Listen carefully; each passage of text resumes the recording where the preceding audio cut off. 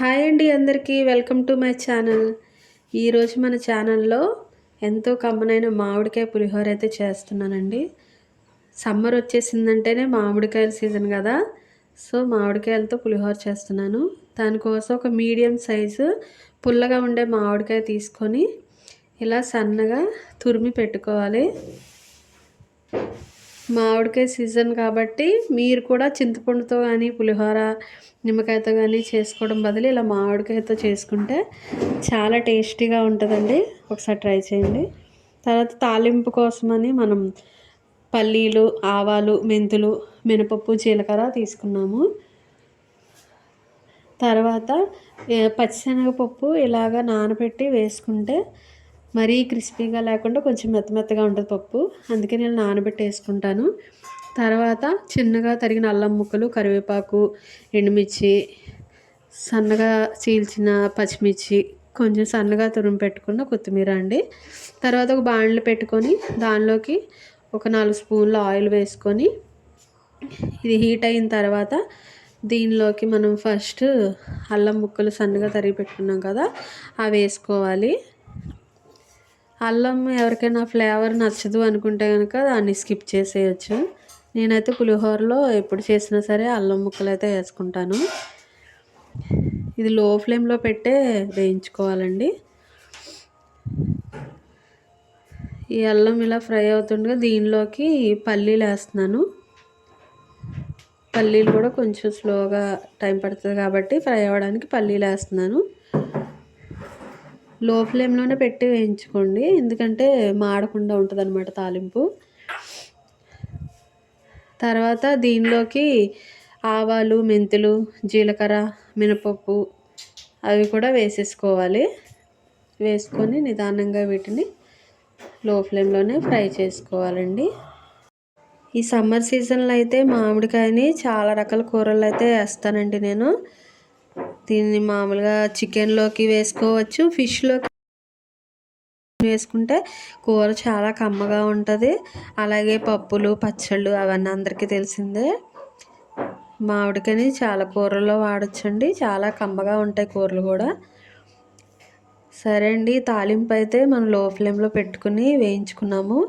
ఇప్పుడు ముందుగా మనం నానబెట్టుకున్నాము కదండి పచ్చిశనగపప్పు, ఆ పచ్చిశనగపప్పును కూడా దీంట్లో వేసేసి లో ఫ్లేమ్లోనే పెట్టి వేయించుకోవాలి. ఇది కూడా వేగిపోయిన తర్వాత దీనిలోకి సన్నగా చీల్చి పెట్టుకున్న పచ్చిమిర్చి ఉన్నాయి కదండి, ఈ పచ్చిమిర్చి కూడా వేసుకోవాలి. పచ్చిమిర్చి కూడా పులుపు అది పట్టి చాలా టేస్టీగా ఉంటాయి పులిహోరలో. ఇవి వేగిపోయిన తర్వాత దీనిలో సన్నగా ఇలా ముక్కలు కట్ చేసుకున్న ఎండుమిర్చిని కూడా వేసి వేయించుకోవాలి. లో ఫ్లేమ్లోనే పెట్టి వేయిస్తున్నానండి తాలింపు. ఇవన్నీ వేగిన తర్వాత కరివేపాకు వేసానండి.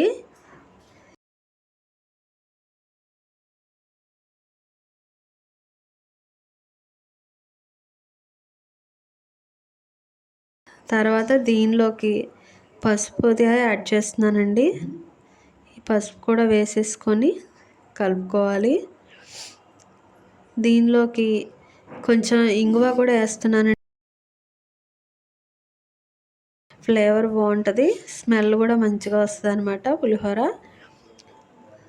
సో కొంచెం ఇంగువ కూడా వేస్తున్నాను దీంట్లో. వేసేసుకొని ఈ తాలింపుకి ఇంగువ పట్టేలాగా మొత్తం కలుపుకోవాలి. ఇలా మొత్తం తాలింపు పట్టేలాగా కలిపి ముందుగా మనం సన్నగా తరిమి పెట్టుకున్న కొత్తిమీరను కూడా వేసుకోవాలి. కొత్తిమీర కూడా ఇలాగా మొత్తం సన్నని మంట మీద ఇలా మొత్తం ఫ్రై చేసుకోవాలి. తర్వాత దీనిలోకి తురిమి పెట్టుకున్న మామిడి తురుము ఉంది కదండి, అది కూడా వేసుకొని 1 నిమిషం పాటు దీన్ని ఫ్రై చేసుకోవాలి. దీంట్లో టేస్ట్ సరిపడా సాల్ట్ కూడా వేసుకోవాలి. వేసుకొని 1 నిమిషం పాటు దీన్ని వేయించుకొని స్టవ్ ఆఫ్ చేసుకోవాలి. ఇదిగోండి తాలింపు రెడీ అయిపోయింది కదా. దీనిలోనే మనం ముందుగానే వండి పెట్టుకున్న రైస్ని కూడా యాడ్ చేసుకోవాలండి. ఈ రైస్కి ఈ తాలింపు అంతా పట్టేలాగా మొత్తం ఇలా కలుపుకోవాలి. టేస్ట్ చూసుకొని మీకు ఇంకా సాల్ట్ అవసరమైతే కనుక టేస్ట్ సరిపడా సాల్ట్ కూడా దీంట్లోకి యాడ్ చేసుకోవాలి. ఇంతేనండి, రెడీ అయిపోయింది. నేను ఇలా ప్లేట్లో సర్వ్ చేసాను. కమ్మనైన మామిడికాయ పులిహోర అయితే రెడీ అయిపోయింది. మీకు కూడా ఈ వీడియో నచ్చినట్టయితే లైక్ చేయండి, షేర్ చేయండి, సబ్స్క్రైబ్ చేయండి. మీ ఫ్రెండ్స్ అండ్ ఫ్యామిలీ మెంబర్స్కి ఈ వీడియోని షేర్ చేయండి ఫ్రెండ్స్. థ్యాంక్స్ ఫర్ వాచింగ్ అండి.